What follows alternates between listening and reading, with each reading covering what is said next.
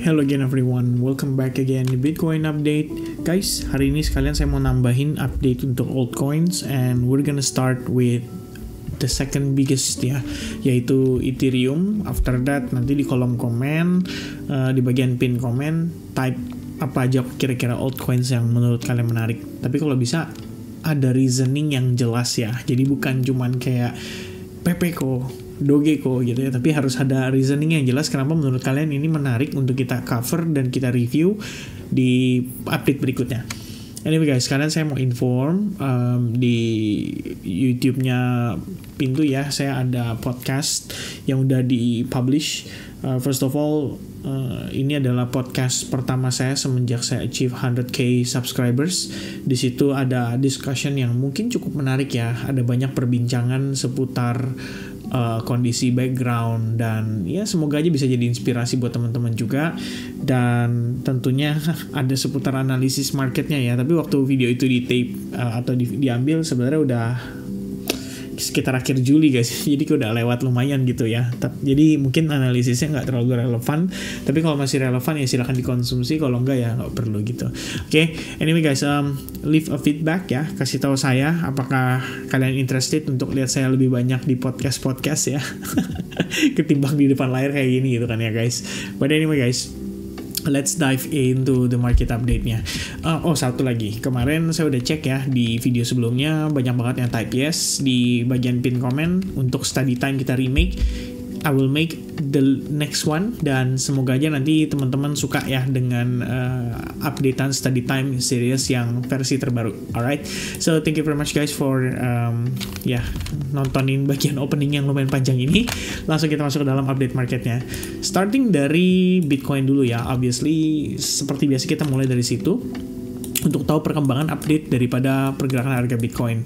Jadi hari ini ada beberapa informasi menarik yang masuk di kita ya. Ada Trump yang menandatangani beberapa executive order yang dirasa secara regulasi itu bisa dibilang membantu atau mensupport untuk perkembangan crypto market.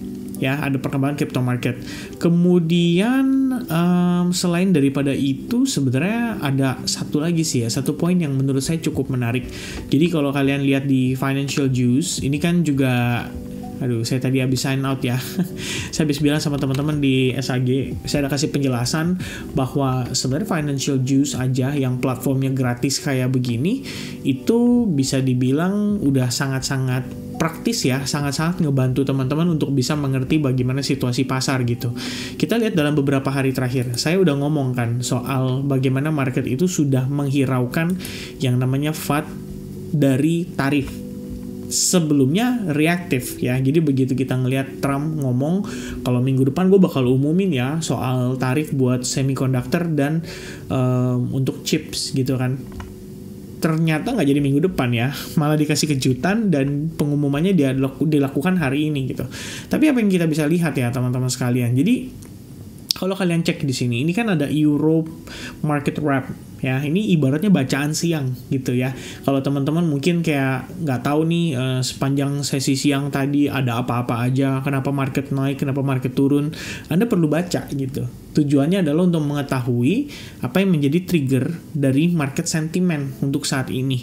Nah, sebagai contoh, saya kasih gambaran ya, ini untuk bagaimana market sentiment merespon pergerakan market pada saat sesi Asia ya, apa yang dianggap sebagai penting, apa yang dianggap tidak terlalu penting.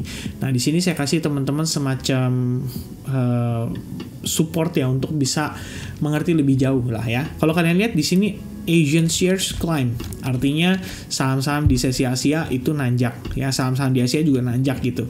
Dengan US Equity Index Futures, karena kan spotnya tutup ya, itu juga naik gitu kan, sempat tertekan gara-gara tarif 100% untuk chip dan chip exporters ya, came with exemption for companies like Apple that invest in the US. Jadi katanya kalau misalkan tarif 100% itu tidak berlaku gitu ya, kalau misalkan eksporternya ini juga invest di US ya, kira-kira begitu. Nah, MSCI Asian Stock ya, ini naik sekitar 0,8%. Kemudian Asian Technology Shares rally juga, di mana Taiwan Semiconductor Manufacturing dan Samsung itu naik yang paling banyak. Kemudian oil itu naik setelah 5 hari berturut-turut turun, the longest run since May. Ini konteksnya adalah inflasi guys, potensial ya. Dan kemudian kalau kita lihat di sini ini ya lumayan krusial, yaitu jalur diplomatis. Kalau Trump akan berencana mensupport untuk Rusia dan Ukraine segera menyelesaikan yang namanya perangnya ya. Jadi segera berdamai teman-teman. Jadi geopolitiknya reda, not lagi ya. Dan lebih penting lagi di sini, oke, market sentiment itu mendapatkan boost setelah pengumuman dari Trump seputar company-company yang memproduksi barang-barang di US itu akan memenuhi syarat untuk mendapatkan yang namanya pengecualian ya dalam seputar tarif ya. Dengan demikian, kekhawatiran investor concern ya atas yang namanya supply chain. Jadi kan kalau misalkan gara-gara masalah tarif, takutnya harga bahan baku jadi mahal, kemudian harga import juga barang-barang yang diimpor jadi lebih mahal. Otomatis termasuk dengan ya kita katakanlah makanan atau apa gitu ya. Semua faktor yang mempengaruhi dan supply-nya itu malah jadi terbatas. Makanya bisa dibilang para investor itu khawatir inflasi itu malah jadi nge-spike atau naik lagi. Dan dengan demikian, kondisi tersebut mendorong spekulasi market kalau The Fed itu akan melakukan rate cut kembali pada bulan September mendatang. Dan hal itu yang mendorong optimisme pasar di stock market pada saat perdagangan di sesi Asia. Jadi begitu kita ngeliat kondisi ini, new tarif no longer menjadi sentimen yang diperhatikan. Ya, itu sebenarnya cuma dari bacaan gratis guys yang ada di Financial Juice. Saya bahkan nggak login di sini. Ya, sebelumnya saya login karena saya ada premiumnya ya, Go Elite di situ supaya buat dapetin kayak semacam pandangan-pandangan dari perbankan juga. Jadi kalau misalnya kalian ke section Elite ini kan kosong. Nah, kalau saya ada gitu. Itu doang bedanya, cuma satu itu doang. Selebihnya ya udah Anda dapatkan apa yang saya dapatkan juga, dan ini secara gratis kecuali iklannya ya. Iklannya terpaksa kena deh gitu. Nah, cuman dari sini bacaan tadi aja Anda ngerti kan bahwa oh iya ya, market memiliki sentimen yang relatif positif gitu. Sedangkan tarif yang digadang-gadang justru sebagai bentuk kekhawatirannya malah jadi nggak terlalu krusial ya. Itu merupakan satu part penting di dalam teman-teman mengumpulkan yang namanya keyakinan ya. Apakah kalian punya setup itu akan memiliki kondisi yang mendukung untuk perform atau tidak mampu perform ya. Jadi pertimbangannya salah satunya dari sana. Jadi kita bisa lihat juga nih apakah si aset-aset ini akhirnya memiliki kesempatan untuk yang namanya menguat ya, dan lebih kurangnya bisa membuat kita lebih confident lah dalam hold position kalau misalnya teman-teman lagi ada ongoing position dan bla bla bla gitu ya. But anyway guys, dengan demikian seperti yang saya sampaikan sebelumnya juga, memang kita udah lihat ya bahwa kemungkinan besarnya ya saya udah bilang kan di situ, kemungkinan besarnya kita juga ngelihat untuk ETF itu kelihatannya akan jadi inflow per hari itu, dan kelihatannya kemarin udah dapat 91,6 juta dolar. Well, ini nggak bagus, tapi setidaknya nggak merah. Itu dulu aja. Ya, itu dulu yang kita note teman-teman sekalian. Bagaimana dengan Ethereum? Apakah Ethereum juga sudah mulai inflow? Jawabannya sudah. Bahkan dari 2 hari sebelum dia sudah inflow lebih dulu. Walaupun kemarin inflow-nya lebih sedikit lagi ya daripada hari sebelumnya. Tapi yang belanja lagi-lagi klien-klien dari BlackRock. Ya, so kalau kita lihat di sini kondisinya teman-teman, ya pada akhirnya benar, artinya para investor ini sudah mengurangi rasa khawatir mereka akan yang namanya resiko tarif dan lain sebagainya, gara-gara ada beberapa poin yang akhirnya ditekankan ya atau diperjelas sama si Trump bahwa sebenarnya kalau misalkan lu nggak mau kena tarif, sebenarnya nggak susah kok, lu invest di negara gua selesai. Ya, jadi Trump itu ceritanya mau main good cop bad cop ya, jadi dia bad cop at the same time jadi good cop-nya juga gitu ya. Jadi dia cuma ngomong kayak gitu. Dan akhirnya membuat para pelaku pasar atau investors di sini berpikir bahwa oke, berarti kita nggak perlu terlalu khawatir ya. Pada akhirnya kalau misalkan memang beberapa yang krusial banget, sebenarnya kita bisa aja untuk invest di US sehingga menghindari tarif-tarif tersebut. Ya mungkin pertimbangannya seperti itu. But anyway, di luar daripada kondisi itu, Next week tetap hot dengan inflation report. Ini udah masuk ke hari Kamis, besok udah Jumat, udah penghujung akhir pekan. Market kalau kita lihat selama 4 hari terakhir itu cuma naik doang ya. Jadi kita ngelihat dia naik sebenarnya hanya menjadi bagian dari retracement. So kalau kalian cek di weekly perspective, Anda tetap melihat bahwa this is technically still a bearish engulfing, dan ini merupakan candle retracement-nya. Ya kan, kalau kita pakai yang namanya Fibonacci only from the previous candle aja, itu jatuhnya kita baru retracement guys. Ya, kita baru retracement, bahkan belum sampai I think 50% udah nyampe sih harusnya ya. Ya, 50% udah lewat ya, tapi 62% nih ya. Baru aja dites di $116.728 and dia rejected gitu kan. Tapi apakah kita harus mengacu pada itu? Sebenarnya nggak juga ya. Di sini kalau kita lihat dari internalnya aja, kita udah bahas juga di previous video update bahwa kita memiliki yang namanya SNR ya. Ini kalau zona SNR-nya aja belum bisa diklaim, ya kita nggak bisa bilang kayak ini totally super bullish gitu. Saya tetap akan proceed dengan berhati-hati, mengingat di atas ini masih ada beberapa zona yang kita mengantisipasi bisa menjadi potential resistance-nya. Dan ini udah jadi pembahasan kita kemarin ya, bahwa kalau misalkan kalian nanti ngelihat Bitcoin turun sekalipun, probably cuma buat retest doang, cari trendline gitu kan.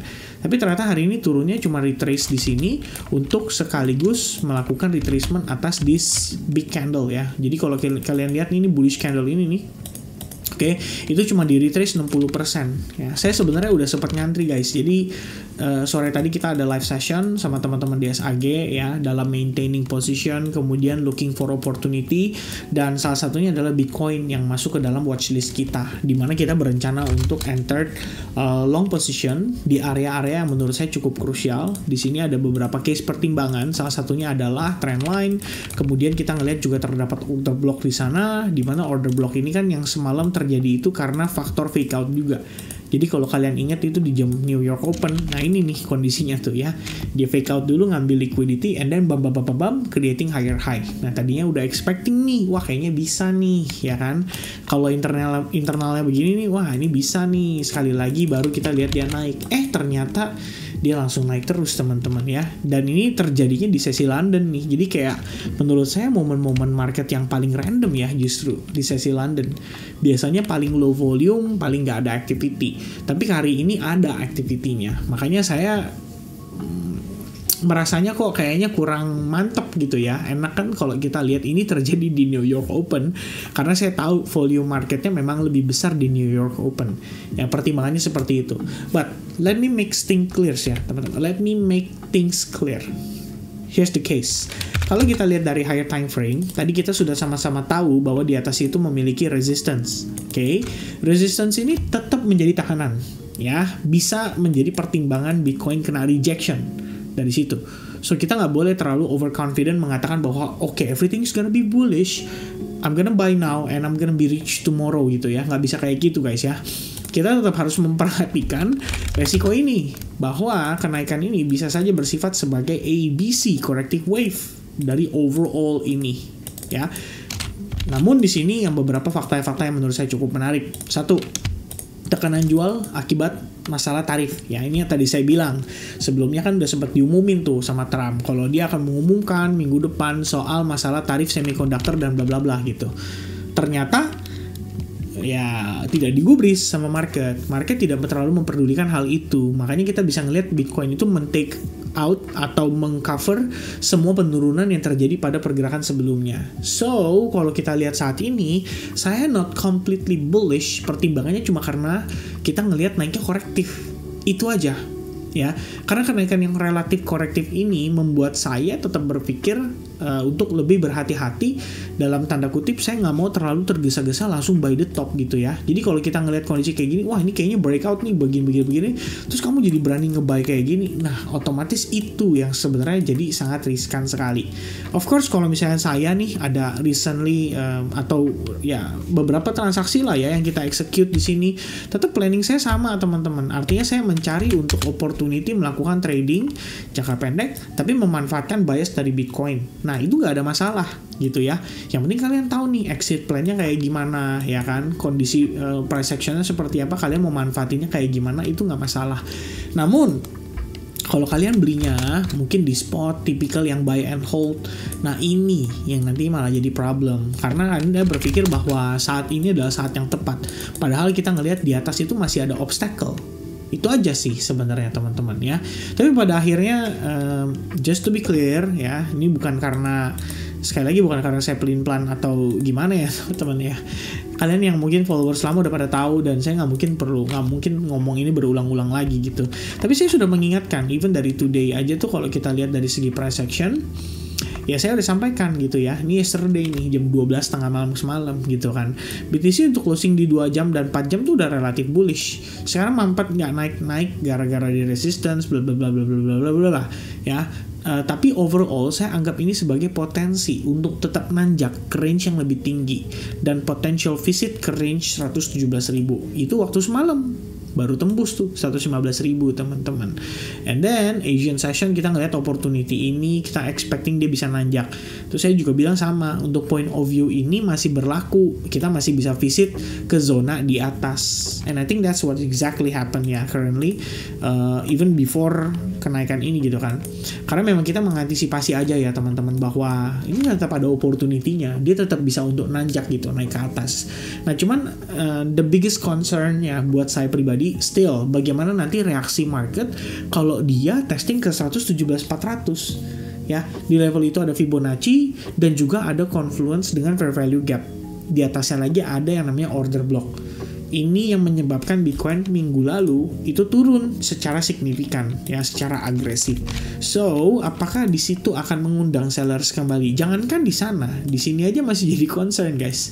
Ya, paling kalau misalkan saya boleh tambahkan ya untuk menjadi final conclusion, supaya teman-teman nggak tahu ya, kalau yang udah biasa mencerna sih harusnya nggak akan bingung lagi gitu kan. Kalau saya tanya misalnya, Anda kalau mau trading ya tradingnya apa? Ya of course ikutin internal bias ya. Internal biasnya gimana? Bullish, ya udah follow ya kan, looking for long opportunity. Even baru aja tadi tuh ya, ini baru aja tadi ya saya post di BNB. I think ya saya nggak tahu ya yang lain dapat atau enggak sih, cuman kan kita ngeset limit ya teman-teman. Jadi begitu saya set ini ya, saya coba masuk di BNB gitu kan. What happen next teman-teman sekalian ya, ternyata aktif tuh, dijemput posisinya, habis itu langsung nanjak gitu. Ya kita udah secure risknya dalam keadaan break even. Dan apa yang membuat saya mengambil keputusan itu? Ya simple, Bitcoin secara bias saya ngelihatnya masih begitu, masih tetap ada opportunity untuk dia nanjak. Jadi kalau buat saya pribadi, ya itu decision making saya dasarnya adalah itu. Secara price action, data dan bias kita ngelihat dari time frame kecil, dari market structure dan lain sebagainya. Meanwhile, kalau misalkan teman-teman sekalian ngelihatnya lebih kepada untuk long term, mid term, mungkin jatuhnya nanti merasanya konten ini atau video ini nggak cocok buat kalian. Karena apa? Karena kalian mengharapkan saya ngomongin proyeksi dan proyeksi. Ya kalau kita ngelihat kondisi kayak gini, aduh, kalian kayak ini orang ngomongnya entar naik, ngomongnya entar turun gitu kan. Jadi saya kasihan gitu ya, maksudnya karena kamu nggak ngerti konteks yang saya omongin. Kita ngomongin dari segi time frame. Ya kira-kira begitu deh. Ya, but just to be clear, short term Anda lihat struktur time frame 30 menit. Apa yang ditunjukkan sama chartnya? Oh, dia bullish. Ya udah, follow struktur itu. Bagaimana dengan higher time frame-nya seperti di 4 jam? Kalau saya jadiin target. Jadi begitu dia udah kena level itu, saya mikir-mikir nih, ini better gua out dulu atau gimana ya? Atau lebih baik saya concern untuk playing safe ya, saya cabut dulu atau saya take profit dulu, atau mungkin saya bisa maximize gitu kan. Maximize gimana caranya? Ya nanti kalau dia break trend line, naik kayak impulsif, nah saya kan jadi lebih confident ya, lebih yakin bahwa ini bisa nih ya dia naik ke harga yang lebih tinggi karena momentumnya ada.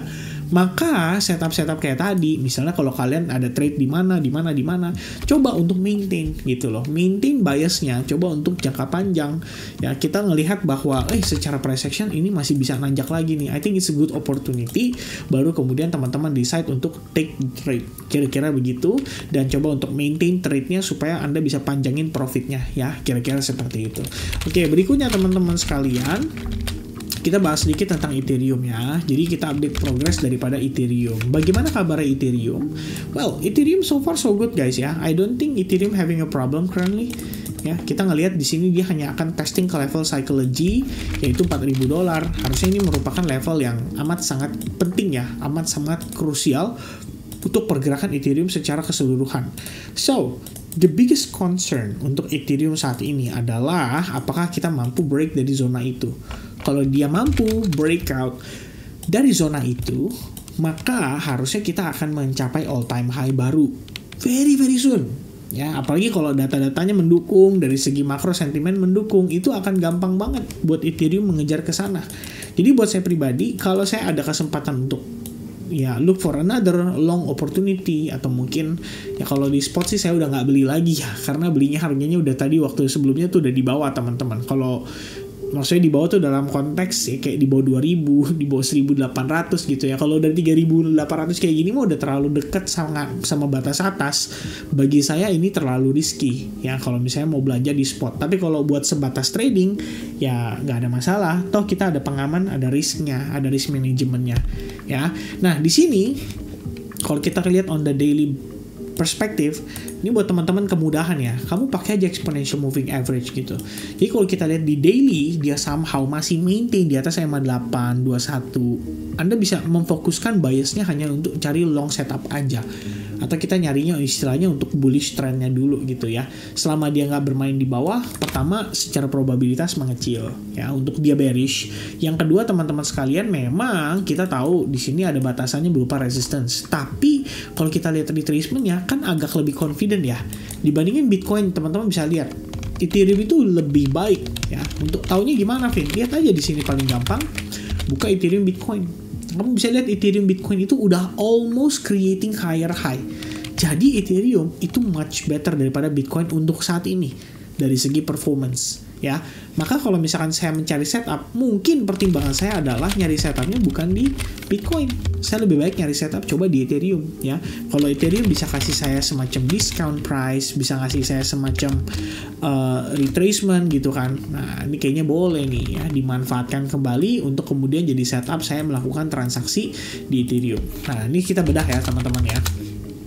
Kita bedah secara gambaran besar. Pertama, Ethereum memiliki resistance berupa supply dari zona ini. Itu pertama. Oke, udah dites. Hari ini sebenarnya di time frame 4 jam kena rejection sih. Kita lihat dia berusaha untuk turun. Tapi yang perlu di note adalah dari perspektif 1 hour-nya, so far bull-nya masih dominan. Ya, bull-nya masih lebih dominan. Nanti kalau dia reject atau dia pullback, kamu bisa pakai Fibonacci ya untuk cari tahu kira-kira zona mana kamu akan interested untuk involve gitu. Sebenarnya best areanya ada di sini guys. Cuman kalau dia sampai ke sana lagi, itu saya rasa momentumnya malah udah melemah secara signifikan dan jauh.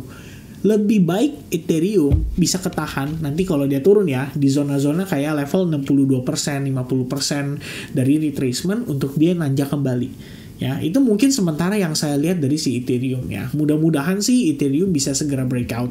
Kalau misalkan dia pullback pun bagus, saya nggak ada masalah. Justru saya mau cari entry opportunity lagi karena terakhir saya udah kena sweep ya posisinya teman-teman. Ini kalau kita lihat sekilas sih bisa aja ngebentuk semacam falling wedge ya.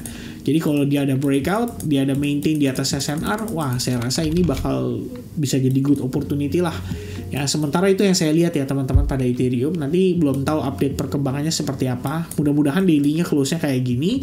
Jadi memang benar-benar nunjukin kalau Ethereum itu punya karakteristik ya untuk dia kembali melanjut naik dan bahkan menembus level $4.000 untuk saat ini ya. Bukan karakteristik deh, maksudnya punya demand guys ya. Oke, so that's gonna be the update ya. Kalau Ethereum tembus 4.000 kemana Vin? Ya Anda cek aja nih resistance berikutnya ya, yaitu all time high terakhir teman-teman ya. Hopefully bisa mencapai ke sana. Amin. Oke. Jadi buat teman-teman holders Ethereum udah nggak lagi stres-stres gitu ya. Mudah-mudahan udah nggak berpikir kalau itu stable coin. Okay, so that's gonna be the update dari saya teman-teman ya untuk Bitcoin and Ethereum today. Let me know kira-kira altcoins apa yang menarik untuk kita bahas di update berikutnya. Maybe kalau ada kesempatan besok kita akan coba untuk live streaming ya. Kalau misalnya kalian interested juga kasih tahu ke saya gitu ya. Okay with the live streaming. Alright. So thank you very much guys for watching. I'll see you guys again in the next update. God bless everybody and see you guys. Cheers. Bye bye.